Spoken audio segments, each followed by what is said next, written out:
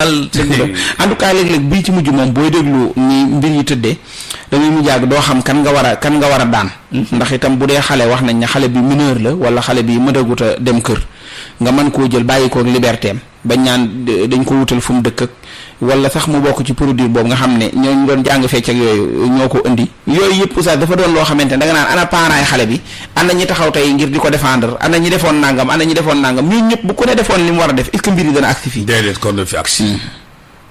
suñu Mbàkke. jigéen nañ koy yar. waaw te teel koo maye. teel koo maye. lool. ah bon. jigéen.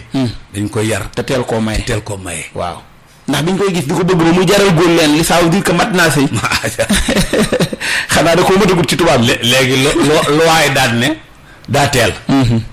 nun ko fi bàyyi ba mu weesu 18 ans. te fu mu amee 12 ans jàpp 13.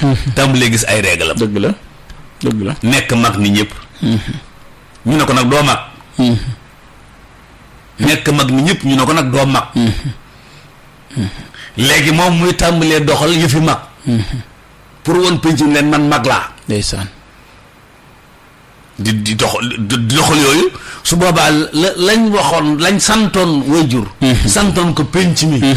su loola xewoon. mën nañ ñàkk a àgg ci yii. dëgg la. la ñu tege mooy ay gone kenn du leen bàyyi ni leen jàngal fecc ak way. waaw dëgg la de. ay gone leen di jàngal njàngum gone. xamal leen ñoom ñooy ñan. waaw fuñ bokk. dëgg la de luy seenum penc. lu mu séentu ci ñoom. dëgg la terrain boobu moom dafa tax lool. mi leen fecc ak woy xam naa ne bu mënta ñàkk sax xëy na mag ñi dem ba xam fi ñu jëm dugg ci moo tax ne bu mënta ñàkk. jeex na bu mënta ñàkk waaw. waaye yooyu dañuy bayal ba mu ne kët ne jon ne rëll ci kaw. ñu doon jóg na gàddu suñu yet. wallaay balañ koo daanee fekk weesu na. dëgg la waaw dëgg la muy lu am solo Oustaz doon loo xam ne itam wax di yàlla koy xool daw na yaram lool te tiitlu ci fànn yu bari.